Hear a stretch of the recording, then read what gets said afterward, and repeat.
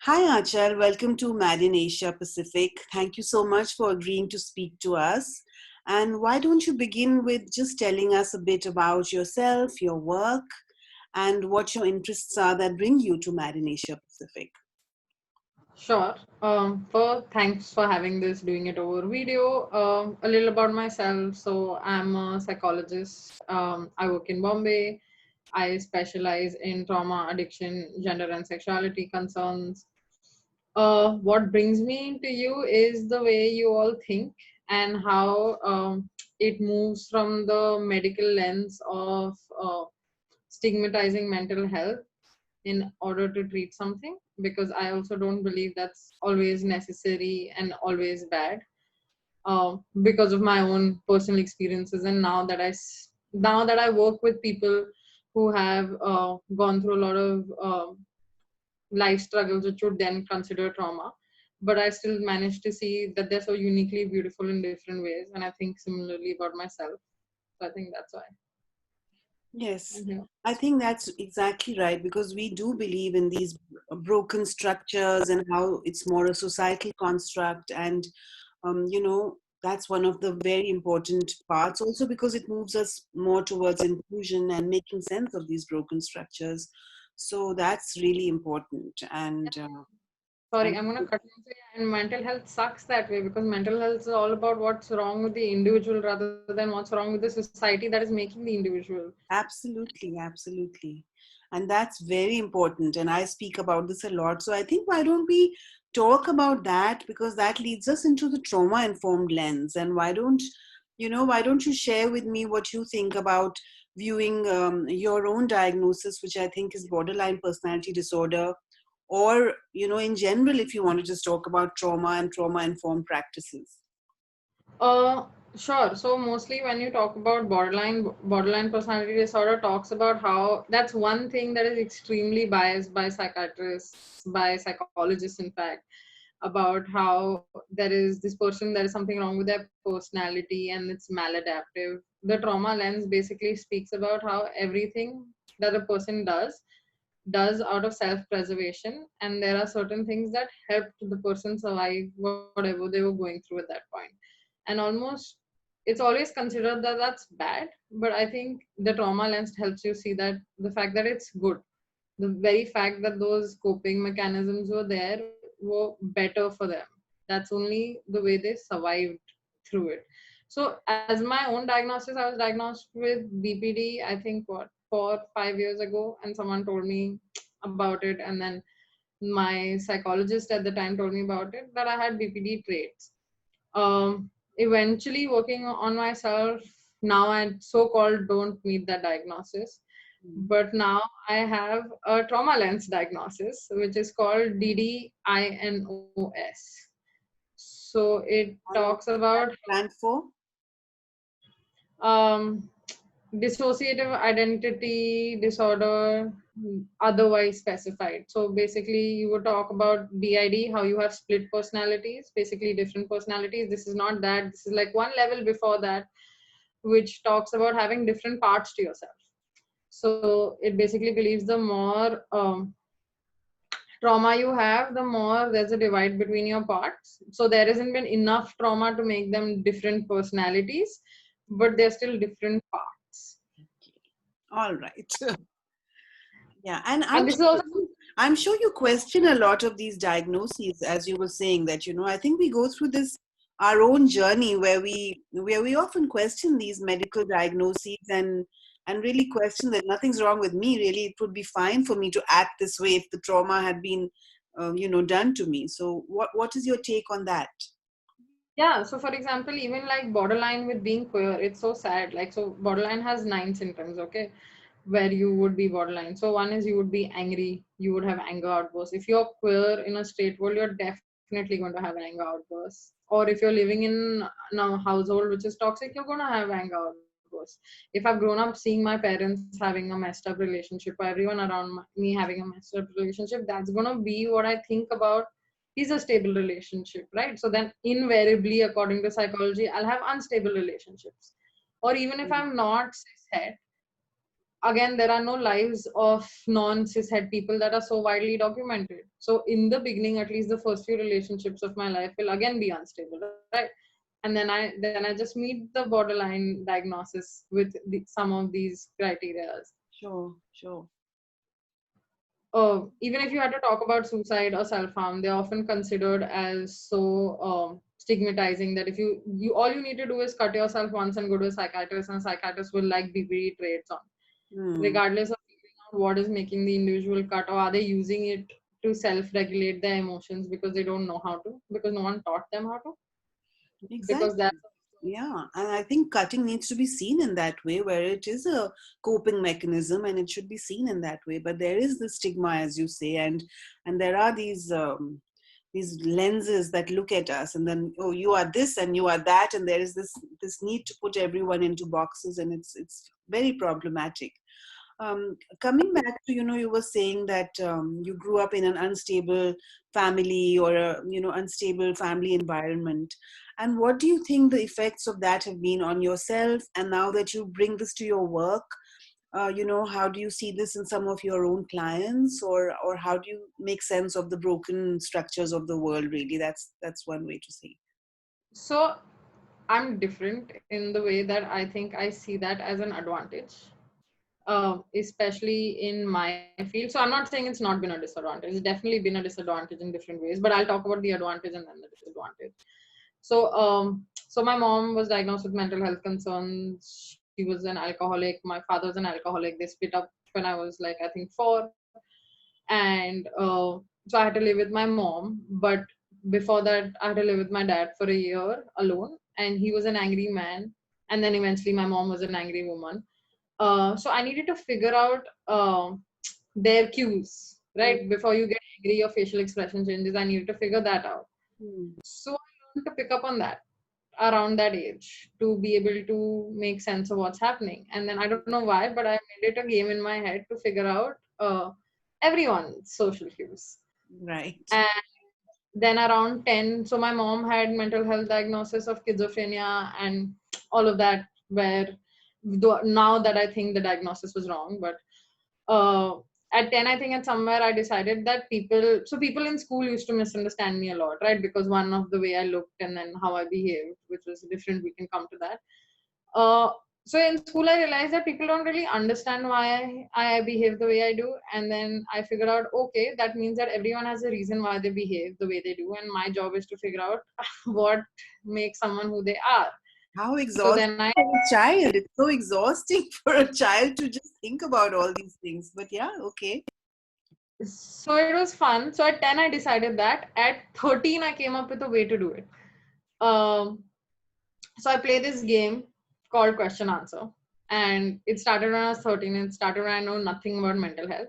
But I figured out if there are these questions that I ask people. So I've literally played this game with everyone in my life, if they have been a friend or even an acquaintance, which in my head was I think done for safety, right? So this entire need to assess safety comes from the unstable environment.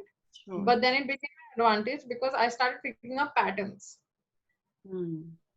and figuring people out. So now I need to ask very few questions to figure people out because I can join dots in my head and see the larger structure of a person, which as a psychologist, I think is an extreme advantage. Even the picking up the cues. Yeah. And I don't really think psychologist. I think anything I think I would do that would make sense. Like if you put me in a room, I can tell Hmm. very easily what are some of the people feeling, or which are the ones that I would want to talk about, which are the ones I would not want to talk. Hmm. Hmm. Interesting. Disadvantages are many. I'm So I sure. think this I read something that you were, for example, academically, you had a lot of problems until you discovered psychology. And so I think that is one, yeah, in this capitalistic world and of this ableist world, we are judged by our grades, or how well we're doing. So I'm sure that was one of the big disadvantages.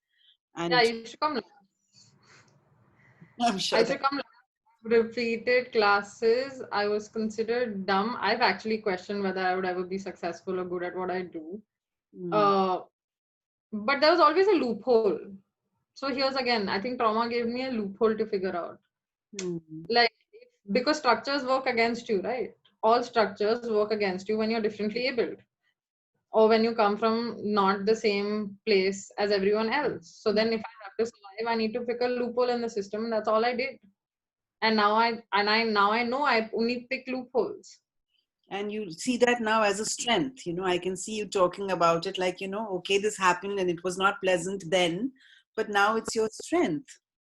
Yeah, I don't even think I registered it was not pleasant then. That's the other I thing. I think think you that's don't the know. I think as a 4 or 5 year old, you just take it that this is the way it is. So you don't know that it could be any better. So yeah. I think that's what happens. Okay. Um, let's see what my other notes say. What do you think? We had this note here about empathy, about growing up in a home like this. Obviously, there would have been very little empathy. How has that then helped you to become empathetic as a counselor? So, do you think you are super empathetic because you grew up in a home with no empathy or very little empathy? Do you think that side of you is even more developed because you were looking for these patterns and the need for safety? What do you think? So it's actually a very interesting question. So I think the fact that I grew up without empathy first made me very unempathetic Mm-hmm. rather than the opposite. So I think I didn't understand other people's emotions. All I care about was my own and how I feel and how I can get what I want from that situation, right? Because I mean, that's how you would survive in your house. Till the time I realized that's not how it works. Mm-hmm. People point that out through my way. So, like, I didn't understand boundaries, right? Because nobody told me boundaries, or nobody told me that, oh, if you behave like this, someone would feel bad. So, in school, throughout my school life, I think I was an extreme bully. Like, I didn't bully people who were already getting bullied, but I bullied people to be able to establish that you don't bully with me. Mm-hmm. Whatever anger and frustration I had from the household, right? Mm-hmm. And then later on, I realized, oh, I did it because I wanted that control. And now, obviously, I don't think bullying is the right way or any of those things are the right way. But this entire thing of boundaries, like for example, for the longest time, I don't think I understood that people need space.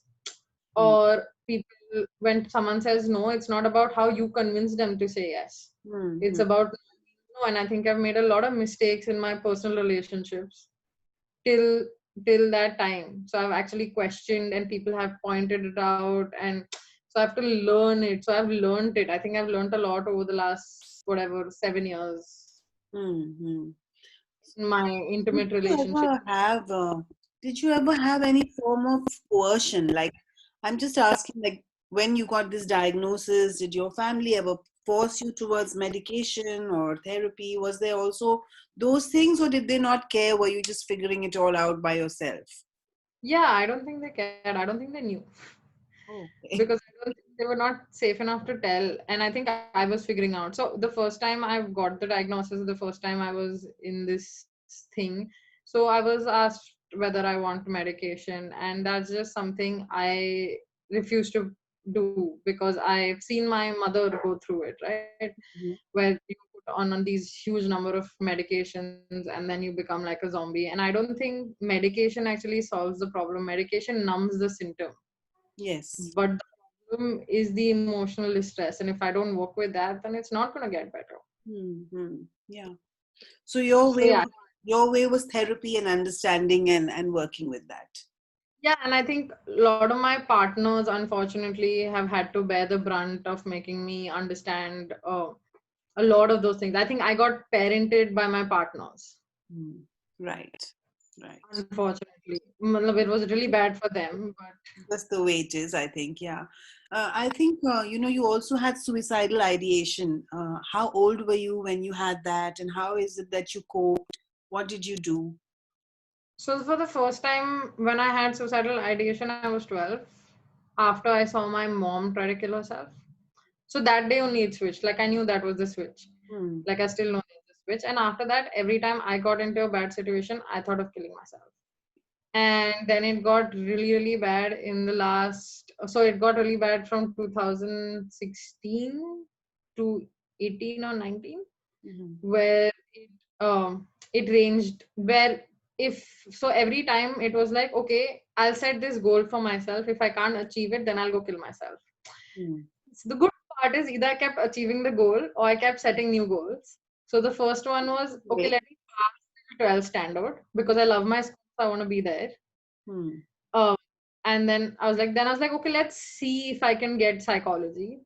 And Mm. then I got it. So I was like, okay, let's see if I can like get a master's and finish a degree because as a kid I was told I'll never pass 10th, which did not happen. So I Mm. was like, let's get the job. Once I got the job, no, once I got the degree, I was like, if I don't get a job, let's see. But then I didn't get a job, you know, I didn't get a job in a lot of NGOs when I applied, not because I'm stupid. I know I'm not stupid, because I don't conform to cishetness. Mm. So So you there are want all someone these double whammies. There are all these things working against you, and yeah, it's so so I saw suicide as a coping strategy rather than something, and I needed to keep filling my emptiness, right?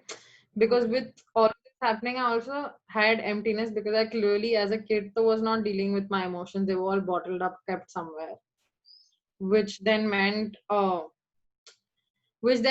that I was extremely social. I could meet 10 to 12 people in a day. So I would either fill my emptiness with people hmm. or I would fill my emptiness with work. And has that changed? Have you now figured out that? I mean, now that you're saying this, you have obviously figured that out, and you have figured out a way to feel more whole within yourself. And can you tell us a bit more about that and what that process was? I think I'm still figuring. I think I figured some parts of it out because it's so deeply like entrenched in you sometimes that you need time. So now I have a start time for work and an end time for work. Mm-hmm. And that's great, I think, because I'm an extreme workaholic when it comes to that.